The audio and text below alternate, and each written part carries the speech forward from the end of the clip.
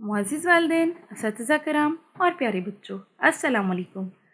जी प्यारे बच्चों, कल हमने अपना सबक पढ़ा था गुफ्तगू के आदाब और आज हम करेंगे इसकी मश्क।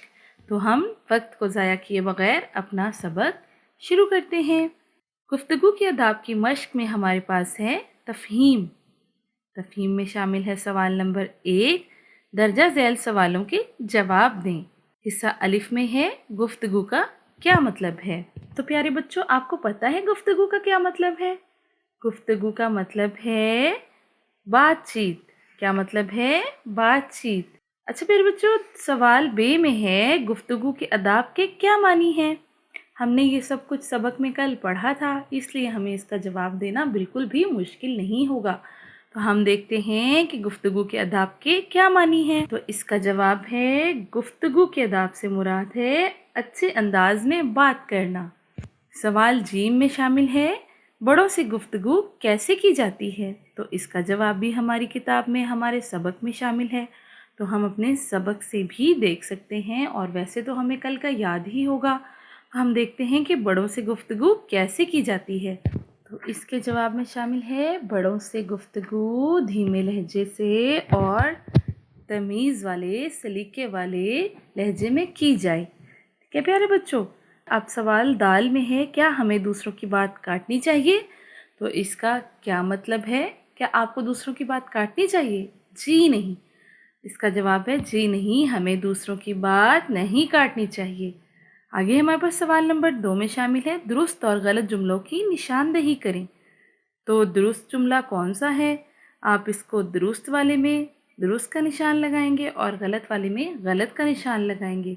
अब हम इन जुमलों को पढ़ते हैं। ऊंची आवाज़ में बात करना, क्या ये बात ठीक है? बिल्कुल, ये बात गलत है। तो इसके आगे क्या निशान आएगा? गलत का। धीमे लहजे में बोलना, धीमे लहजे में बोलना चाहिए, बिल्कुल ये बात दुरुस्त है। बेमकसद बातें करना, तो क्या हमें बेमकसद बातें करनी चाहिए? जी नहीं, हमें बेमकसद बातें नहीं करनी चाहिए। तो ये भी गलत हुआ। कल है हमारे पास सवाल नंबर 3, बाहमी गुफ्तगू। हमें एक दूसरे से किस तरह गुफ्तगू करनी चाहिए? इजहार ख्याल करें। इसका मतलब है कि आप आपस में अपने दोस्तों से सबसे पूछें कि हमें आपस में कैसे गुफ्तगू करनी चाहिए और फिर मुझे भी ज़रूर बताइएगा कि आपने एक दूसरे से बात करके क्या जाना। मैं आपकी बातों का इंतज़ार करूँगी। ठीक है। अगला सवाल नंबर 4 है हमारे पास, लफ्ज़ों का खेल। अल्फाज के हरूफ को अलग अलग कीजिए। लो जी, पहले था कट्ठे अल्फाज को एक साथ लिखना, अब इन अल्फाज को अलग अलग कर देना। ये तो कोई मुश्किल बात ही नहीं है। तो हम देखते हैं, सबसे पहले हमारे पास कौन सा लफ्ज़ है? गुफ्तगू। इसमें कौन कौन सा हरूफ आ रहे हैं?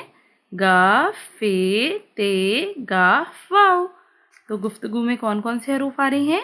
हमने इन हरूफ को अलहदा अलहदा करके लिख दिया। अगला लफ्ज़ है हमारे पास मकसद। मकसद में कौन से हरूफ आ रहे हैं? मीम, का, स्वाद, दाल, मकसद। अगला लफ्ज़ है हमारे पास अंदाज। अंदाज में कौन से अल्फाज आ रहे हैं? अलिफ, नून, दाल, अलिफ, जे। बराए असातिज़ा कराम, बच्चों को बेहतरीन अंदाज में बात करना सिखाएं। अल्फाज के चुनाव और लहजे की दुरुस्तगी की अहमियत सिखाएं। बच्चों की अखलाकी तरबियत करें ताकि वो निशिस्त व बर्खास्त घर, स्कूल, हुजरा, मस्जिद, इबादत गाह के आदाब का ख्याल रख सकें। इस मज़मून को खुद दुरुस्त तसलसल से रब से बोलकर समझाएं। इसके बाद सवाल नंबर 5 में है हमारे पास ज़बान शनासी। ज़बान शनासी में दर्जा ज़ैल अल्फाज की जमा बनाएं, जैसा कि मस्जिद से मस्जिदें। आपके सामने कुछ अल्फाज लिखे गए हैं, आपने इसकी जमा बनानी है। बात से बातें, तरीका से तरीके, लहजा से लहजे, सलीका से सलीके। ठीक है। हमारे पास जो अगला सवाल है उसमें है, दर्जा ज़ैल अल्फाज को हरूफ तहज्जी की तरतीब से लिखें। हरूफ तहज्जी की तरतीब से कैसे लिखते हैं? सबसे पहले क्या आता है? अलिफ, फिर आता है बे। इसमें देखिए अलिफ वाला लफ्ज़ कौन सा है? अलिफ वाला लफ्ज़ है ऐसी। बे वाला लफ्ज़ है बात। फिर उसके बाद इसमें कौन सा लफ्ज़ है जो सबसे पहले आएगा? कौन सा हरूफ है? लफ्ज़ के शुरू में कौन सा हरूफ है जो अलिफ बे में पहले आता है?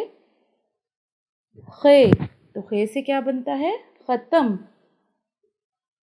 फिर उसके बाद कौन सा हरूफ है अलिफ बे में? वाव पहले आएगा या सीन? आप पढ़ें, हरूफ तहजी को पढ़ें और मुझे बताएं। बता सकते हैं आप क्या?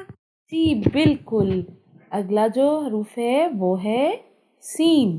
ठीक है, इसके बाद आएगा सीन वाला लफ्ज़। सीन, समझा।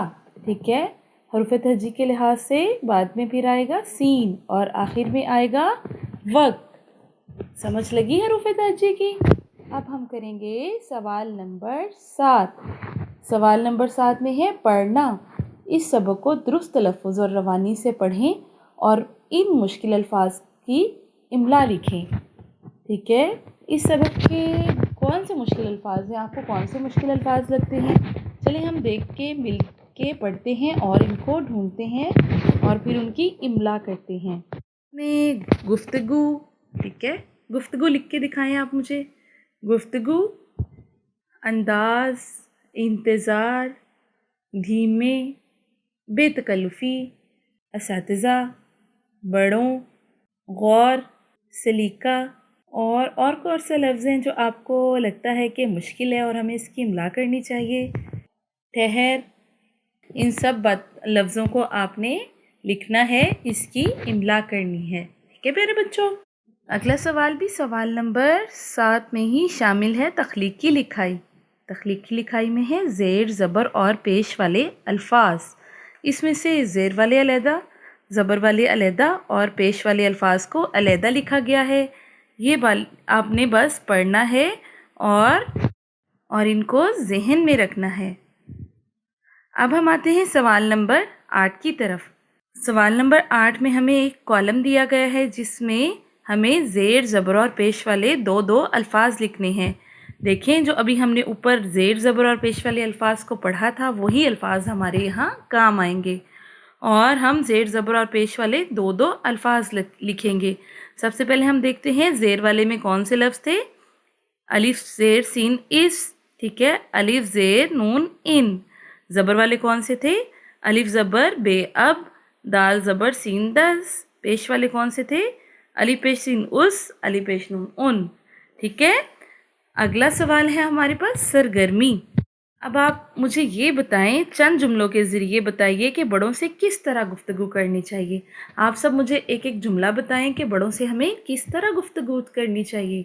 बिल्कुल, बड़ों से हमें अदब अदाब के साथ, धीमे लहजे में और तमीज़ से ठहर ठहर कर गुफ्तगू करनी चाहिए और ऐसी बात करनी चाहिए जो बड़ों को नागवार ना गुज़रे। यहाँ हमारी ये मशक मुकम्मल होती है। कल मिलते हैं नए सबक के साथ और उसकी मशक के साथ। उस वक्त तक के लिए मुझे इजाज़त दें। अल्लाह हाफ़िज़।